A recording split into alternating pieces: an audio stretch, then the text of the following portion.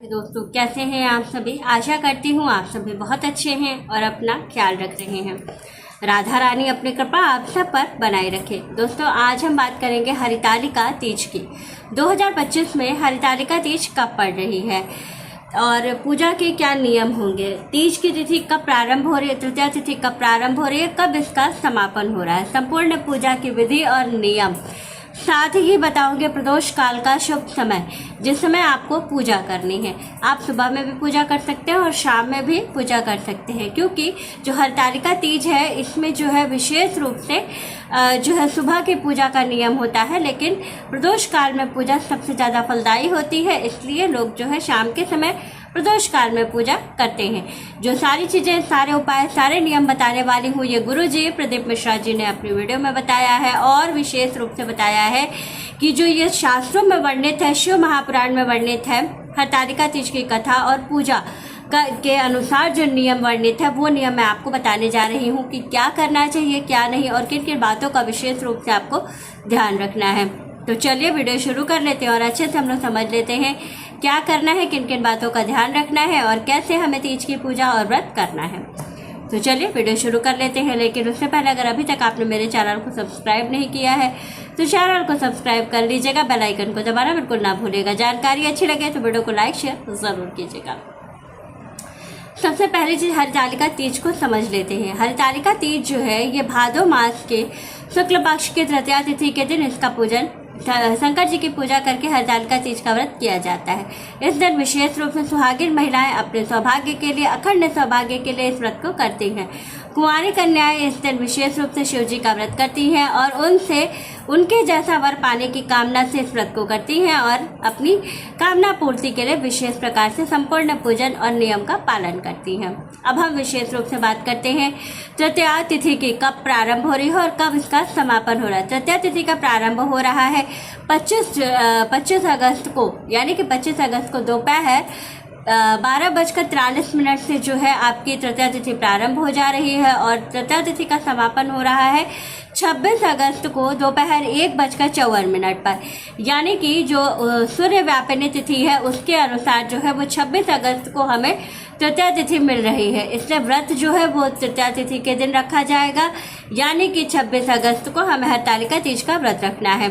अब विशेष रूप से बात करते हैं शुभ मुहूर्त की। लेकिन देखिए, तीज की तिथि है तो इसमें बहुत सारे लोग क्या करते हैं, ब्रह्म मुहूर्त में स्नान करके और जो लिक्विड चीज़ें होती हैं जैसे दूध है, छाछ है और पानी है, ये सारी चीज़ें पीते हैं। बहुत से लोगों के यहाँ ये नियम होता है कि ब्रह्म मुहूर्त में ये सारी चीज़ें लेते हैं। तो ब्रह्म मुहूर्त का समय आपको क्या मिल रहा है, तो इस दिन जो ब्रह्म मुहूर्त का समय है 4:35 से लेकर के 5:30 तक का जो समय है ये ब्रह्म मुहूर्त का समय है। इस बीच में आप जो सरगी जिसे कहा जाता है वो कर सकते हैं।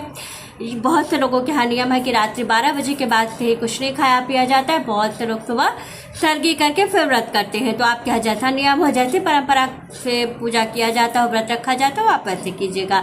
इसके बाद अब विशेष रूप से बात करते हैं हम सुबह के पूजा की।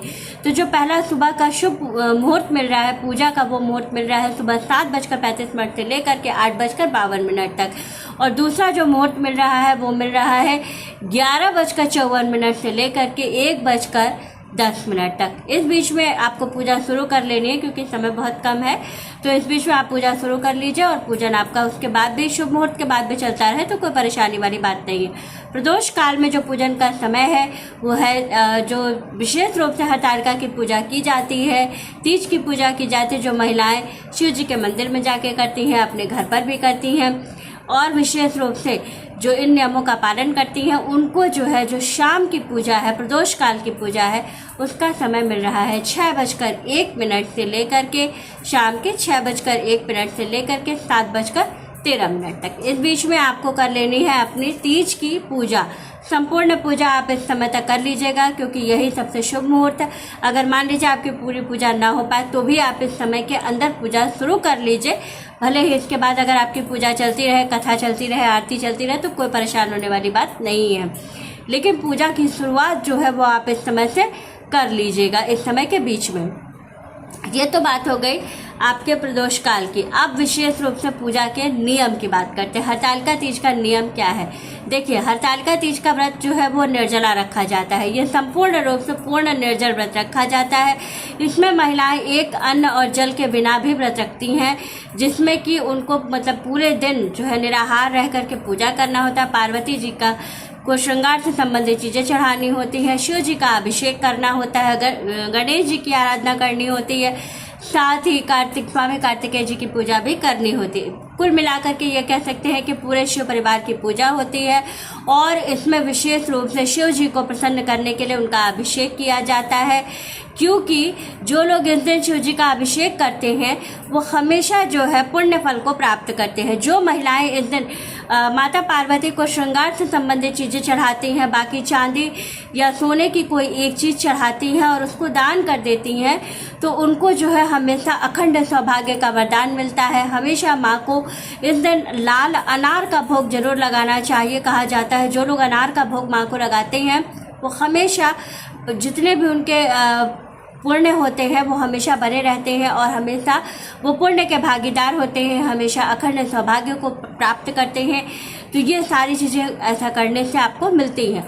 विशेष रूप से आपको इस दिन महिलाओं को इन सभी बातों का ध्यान रखना चाहिए। और कौन कौन से नियम होते हैं कि सुहागिन महिलाओं को इस दिन बाल नहीं धुलना चाहिए।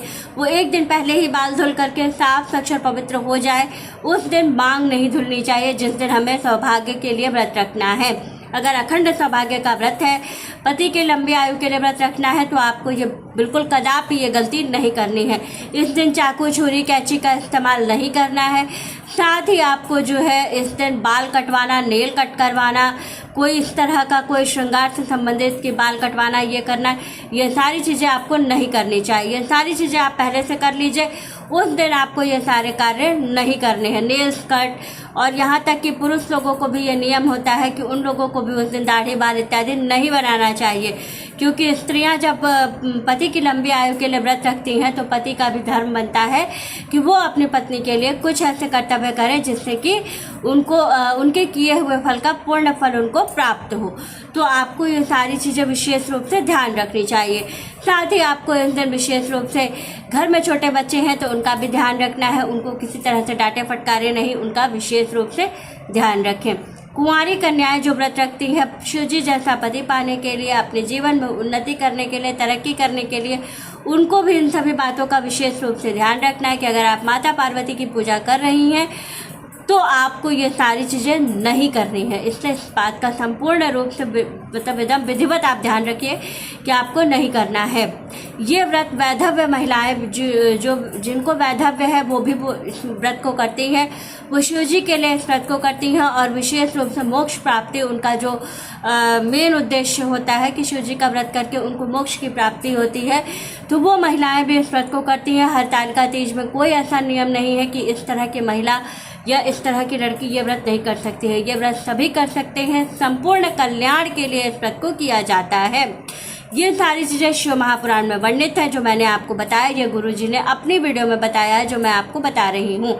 और इस दिन शिव जी की बालुकामय प्रतिमा बना करके पूजन करने पर, दूसरे दिन उसका विसर्जन करने पर संपूर्ण फल प्राप्त होता है। हरतालिका तीज इसलिए नाम पड़ा क्योंकि इस दिन जो है पार्वती जी को उनकी सखियाँ हर करके ले गई थी, क्योंकि पार्वती जी की मर्जी के खिलाफ जो है उनके पिताजी ने उनका विवाह जो है विष्णु जी के साथ तय कर दिया था, जो वो नहीं चाहती थी। तो वो चाहती थी कि हम वहाँ से जाकर के एक घोर वन में जाएं और वहाँ पर जाकर के वो शिव जी को अपने पति रूप में प्राप्त करने के लिए, तपस्या करने के लिए, ताकि कोई विघ्न ना आए, इसलिए वो घोर जंगल में चली गई थी।